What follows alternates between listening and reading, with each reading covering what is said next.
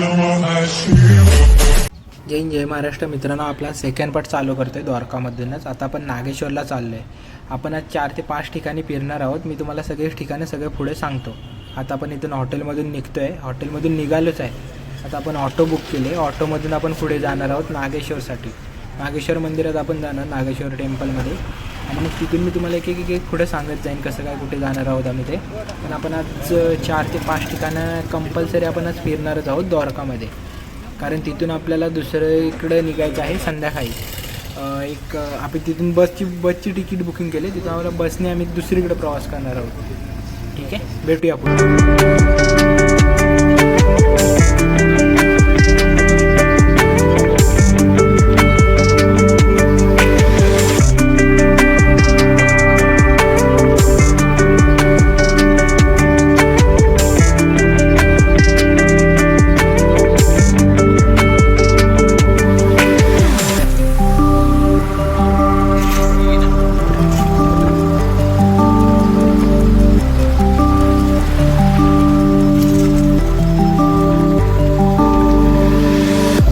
आपण पोचलेलो आहे नागेश्वरम टेम्पलला. हे सुद्धा 12 ज्योतिर्लिंगांपैकी एक ज्योतिर्लिंग मानला जातो. आणि इथे दुसरी गोष्ट म्हणजे इथे खूप मोठी मूर्तीसुद्धा आहे, महादेवांची खूप मोठी मूर्तीसुद्धा आहे, बघा दिसत असेल व्हिडिओमध्ये तुम्हाला. आणि दुसरी गोष्ट म्हणजे इथे गर्दीसुद्धा नाही. आम्ही सकाळच्या दर्शनासाठी आलो आहे, तर गर्दीसुद्धा नाही आहे आम्हाला इथे.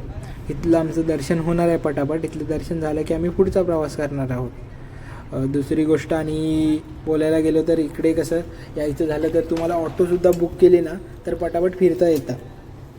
आता हे मित्र आपल्या पुढे चाललेत आहे सगळे, कारण आम्ही 7 जण सोबत आलो आहे.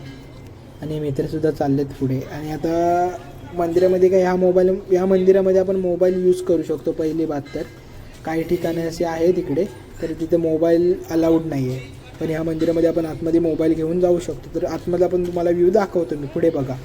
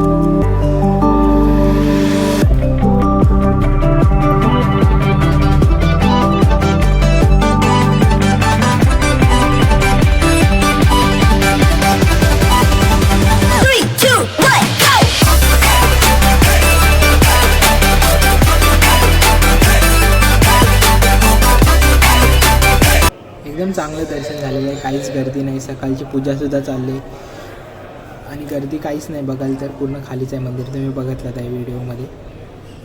काहीच गर्दी नसल्यामुळे एकदम आरामात दर्शन झालेलं आहे. आणि इथं आपली पोरं पाठी उभीसुद्धा आहे, ते बघा. काहीजण बसलेत, काहीजण इथं उभे आहेत. अविनाश आहे इथं, दोघेजण बसलेत आहे. आणि आता इथून आपण दुसरा प्रवास चालू करणार आहोत. आता इथून बघूया कुठं जायचं ते. ऑटोवाल्यांना विचारू, ते तर बोलतील तिकडं आपण लगेच निघणारच आहोत. आता प्रसाद घेऊन झालेले आहे इथं माझी. आणि बघा माझ्या हातात प्रसाद आहेच आणि बाकीचे तिथं घेतच आहे प्रसाद, कारण घरी घेऊन जावं लागेल अजून. तर बाकीचे इथं घेतच आहे. माझी प्रसाद घेऊन झालेलं आहे. त्यांचं पेमेंट वगैरे काय चालू आहेच प्रसादी घेण्याचं. इथून चाललो आहे मी आता गोपी तलाव. इथून किती किलोमीटर आहे हे मलासुद्धा काहीच माहीत नाही. आता ऑटोमध्ये बसायचं आणि जायचं. आता इथलं काही दर्शन एकदम निवांत झालं, तुम्ही बघितलं आतमधला मंदिरातला व्ह्यूसुद्धा. ही आपली ऑटो आहे आणि बॅग सगळ्या वरतीच ठेवलेल्या आहेत. चला हे बघा कसे बसलेत आहे पाठी 3 जण. आणि मी पुढं बसणार आहे मध्ये, कारण तिथून व्हिडिओसुद्धा चांगले घेता येतात.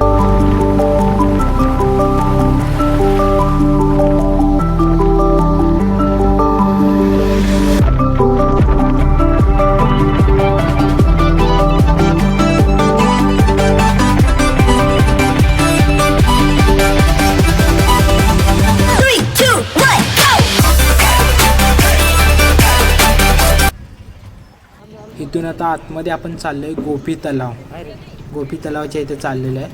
आणि हे बघा सगळे सोबतच आहेत आणि बाकीचे दोघे जण पुढे जातात, आम्ही चौघेजण पाठून आहे. आणि इथं काय गोपी तलाव, इथं काही जास्त वेळ लागणार नाही आपल्याला. लगेच जायचं, लगेच बघायचं आहे, दर्शन घ्यायचं आहे, मंदिरामध्ये निघायचं आहे. इथे कपडे सुद्धा खूप चांगले चांगले आहेत. आणि इथूनच एंट्री, हा गोपी तलावाचा गेट आहे, मेन गेट आहे. आणि तिथून आतमध्ये गोपी तलाव. तिथे काही जास्त लांब नाही आहे, 1 ते 2 मिनटं पण नाही लागत आहे चालत जायला. समोरच आहे गोपी तलाव.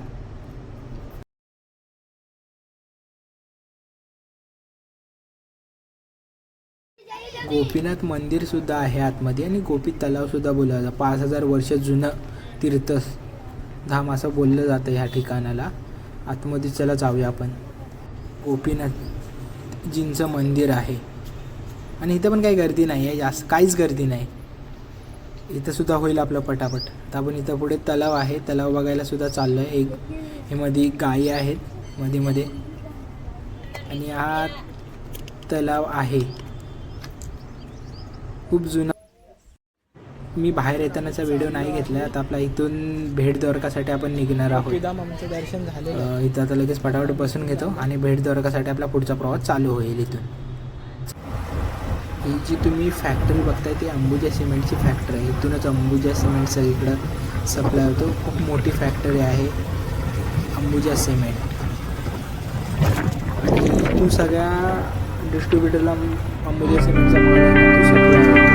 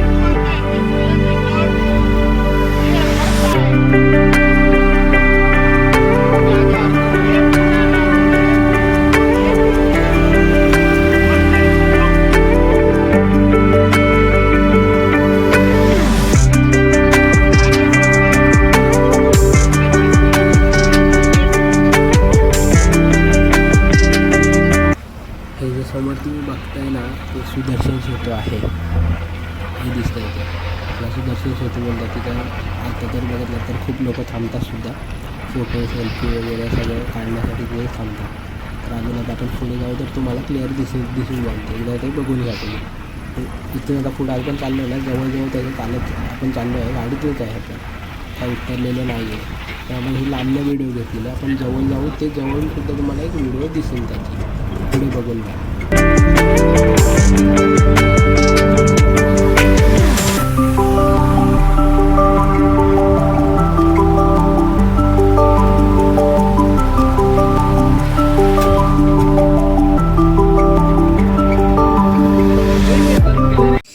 आता आपण पोचलो भेट द्वारकाला. आणि भेट द्वारकाला काय आतमध्ये मोबाईल घेऊन जाता येत नाही आहे. मोबाईल बाहेरच ठेवावं लागतं. आणि इथंसुद्धा आपल्याला लॉकरची व्यवस्था असते. इथे तुम्ही जरी आला तरी मोबाईल बाहेर ठेवण्यासाठी लॉकरची व्यवस्था असते. इथे तुम्ही मोबाईल बाहेर ठेवू शकता. आपण पोचलो भेट द्वारकाला. आता चालत चाललो आहे मी आतमध्ये. गाडी तिथं बाहेर गाडीने आम्हाला सोडली कारण आम्ही ऑटो केलं. तुम्ही बघता मागापासून ऑटो आहे आपल्या व्हिडिओमध्ये. तर आता तिथं ऑटोमधून उतरलो आम्ही आणि आता चाललो आहे पुढे चालत.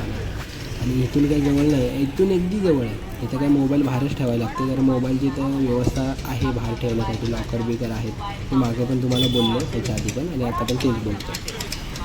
ठीक आहे, चला पुढे. दर्शन झालेलं आहे आणि आता इथून आमचा दुसरा पुढचा प्रवास चालू होणार आहे. आम्ही आता दुसऱ्या मंदिरातसुद्धा चाललेलो आहोत. या दुसऱ्या मंदिराचा पण एकूणच पुढे लगेच व्हिडिओ चॅनलमध्ये ह्याच म्हणजे द्वारकामध्येच आहोत, पण तिथं आम्ही दुसऱ्या मंदिरामध्ये चाललो. विठ्ठल रुक्माईचं मंदिर आहे तिथं आम्ही चाललो आहे. तर आता इथून लगेच निघणार ऑटोमध्ये बसल्याने डायरेक्ट परत निघणार विठ्ठल रुक्माईच्या मंदिरामध्ये जाण्यासाठी. ठीक आहे, तर चला भेटूया, आता पुढे भेटूया. मंदिरामध्ये जाताना व्हिडिओ घेणार आहे मी मधले तेच व्हिडिओ आपण टाकत राहू. ठीक आहे, चला पुढे. चला आता इथे दुसरा प्रवास करायचं. तिथून आता आम्ही चाललो विठ्ठल रुक्मिणी मंदिरमध्ये. ते सुद्धा द्वारकामध्येच येतं. म्हणजे नियर बाय फिरायला गेलं तर सगळे जवळच आहे. एक ऑटो तुम्ही बुक केलात ना तर सर्व काय होऊन जातं. तो परत आम्ही मागे जाताना बघत तर पुण्याला परत येताना तोचसुद्धा व्हिडिओ बघतो आणि अगदी जवळून जातो. कारण ते तिकडे रिटर्न व्हिडिओ घेतो आणि जवळून तुम्हाला एकदम प्रॉपर बघायला लागतं. आणि मला थांबलेलं आहे आणि थांबणार आहोत इथे. त्यामुळे त्याचं कॅप्चर व्हिडिओसुद्धा नीट घेता येते. त्यामुळे तुम्ही बघा एकदम खूप वगैरे असेल सुदर्शित होतो सुदर्शित होतो आहे गुजरातमधला.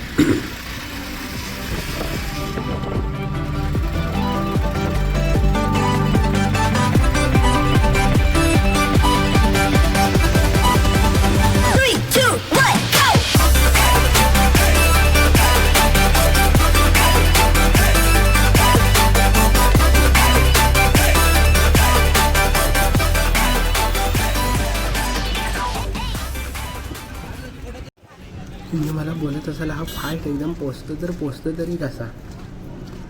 तर काही नाही, मी मधल्यामध्ये व्हिडिओ नाही घेत आहे. त्यामुळे तुम्हाला वाटत असेल की आम्ही पटापट पोचतो आहे आणि जवळ आहे. हे तसं जवळ नाही आहे, खूप म्हणजे अंतरावरती आहे. खूप अंतर ठेवून हे आहे. मी मागाशी तुम्हाला बोललो ना विठ्ठल रुक्मिणीच्या मंदिरामध्ये झालं तेच आम्ही तोच विठ्ठल रुक्मिणीचं मंदिर आहे तो. आणि आता इथे जाणार लगेच तिथलं दर्शन घेणार आणि आपल्याला इथून परत सोमनाथसाठी सुद्धा निघायचं आहे. सोमनाथचा ब्लॉग आपला दुसरा येणार आहे. म्हणजे दुसरीच व्हिडिओ बनणार आहे. हा जब आप दोनों दर्शन करो तो द्वारिका की यात्रा का पूर्ण फल मिलता है. भगवान की अष्टभट्राणी में श्रेष्ठ रानी साक्षात माँ लक्ष्मी माँ रुक्मिणी. फिर भी भगवान द्वारिकाधीश का मंदिर द्वारिका में सिटी के अंदर है और माता रुक्मिणी यहाँ पे अलग. इसके पीछे का कारण क्या है, ये मंदिर का महिमा क्या है, केवल 2 मिनट में मंदिर की ओर से 2 से 5 मिनट में आपको बताते हैं. कोई आपस में बातें नहीं करेंगे. बोलो रुक्मिणी माता की. भगवान कृष्ण माता रुक्मिणी को महाराष्ट्र में अमरावती विदर्भ देश कौंडिन्यपुर गांव हरण करके द्वारिका में लाए. चैत्र शुक्ल एकादशी को दिन में माता रुक्मिणी भगवान कृष्ण का विवाह हुआ. विवाह के बाद शादी के बाद जो अपने कुल के गुरु भगवान कृष्ण के कुल गुरु दुर्वासा ऋषि को द्वारिका में भोजन का न्योता देने गए. दुर्वासा ऋषि को कहा आप हमारे कुल के गुरु हमारे साथ द्वारिका में भोजन के लिए चलेंगे महाराज. दुर्वासा ऋषि ने कहा द्वारिकाधीश मैं आपके साथ में द्वारिका चलूंगा, भोजन भी करूंगा और जिस रथ में मुझे लेने आए उसमें अश्व घोड़े लगे हैं, उसके ऊपर में मैं तपस्वी ऋषि सवार नहीं करता. भगवान कृष्ण ने रथ में से घोड़े को निकाल दिया. घोड़े की जगह पे स्वयं पति पत्नी कृष्ण रुक्मिणी दोनों रथ को खींचते हुए द्वारिका की ओर आने लगे. आधा मार्ग आधा रास्ता रथ आने पर माता रुक्मिणी को थकावट के कारण जल की पानी की प्यास लगी. भगवान कृष्ण से विनती की मुझे जल पिलाइए, पानी पिलाइए. तभी भगवान कृष्ण ने अपने पैर के अंगूठे को भूमि में दबाया. चरण में से जहाँ खड़े वहीं पे माँ गंगा प्रागट्य किए, जिसे आज के दिन में चरण गंगा बोलते हैं. वो जगह आज भी यहाँ से 30-35 किलोमीटर दूर टोपनी गांव के अंदर पड़ता है. माता रुक्मिणी ने जल पिए, भगवान कृष्ण ने जल पिए. पर गलती ये कर दिया कि अपने न्योते हुए गुरु दुर्वासा ऋषि जिन्हें भोजन कराने द्वारिका लेके आ रहे थे, बीच रास्ते में जल के लिए, पानी के लिए पूछना भूल गए। बिना आज्ञा, बिना पूछे जल पीने पर दुर्वासा ऋषि, वो क्रोधित ऋषि नाम से जाने जाते, क्रोध में, गुस्से में आकर के 2 श्राप दिए। पहला नंबर का श्राप ये दिया कि आपका पति पत्नी का, कृष्ण रुक्मिणी का 12 साल का वियोग हो जाएगा, आप दोनों पति पत्नी अलग रहेंगे। ये कारण से माँ रुक्मिणी मंदिर है, भगवान द्वारिकाधीश माँ और माता रुक्मिणी। इथलं सुद्धा आपलं अगदी चांगलं दर्शन झालेलं आहे आणि इथं मोबाईल अलाउड आहे, पण मला फोटो घेता नाही आला आतमधला, त्यामुळे मी इथला फोटोसुद्धा नाही घेतला आहे. त्यामुळे हे बाहेरून म्हणजे मी व्हिडिओ घेतला आहे. आता काय इथून निघायचंच आहे आपल्याला पटापट, कारण आपल्याला इथून 200 ते 250 किलोमीटरचा प्रवास करायचा आहे. त्यामुळे मी इथून पटापट निघण्याचा प्रयत्न करतो आहे, कारण आपल्याला पुढे अंक वर करतो आहे. तर जर आपण लेट निघालो तर आपल्याला जायलासुद्धाही लेटच होणार आहे. ठीक आहे, चला आपण जास्त व्हिडिओ घेणार नाही. आता इथून कुठल्या तरी हॉटेलला जायचं, जेवायचं आणि बघूया. तर इथूनच आमची बस आहे आणि इथं आता मी नाश्ता करायला बसलो आहे हॉटेलला. इथं नाश्ता करणार आणि बस 2:30 वाजता येणार आणि आम्ही खूप लवकर आलो. तर ह्या बाकीच्यांनी डोसा मागवला आहे आणि मी माझ्यासाठी वेगळं मागवलं आहे. सगळ्यांनी सेमच मागवलं आहे, पण मी माझ्यासाठी थोडं वेगळं मागवलं आहे. त्यामुळे माझ्या येईपर्यंत मला वेट करावं लागणारच आहे. सगळ्यांचं आलं आहे. आता हे माझंसुद्धा आलं आहे बघा, माझंसुद्धा हे आलेलं आहे. मी खाऊन घेतो आणि भेटतो तुम्हाला आता पुढच्या ब्लॉगमध्ये. आता हा ब्लॉग आपला इथं एंड करूया. चला बाय बाय. खत्म. बाय बाय, टाटा, गुड बाय, गया.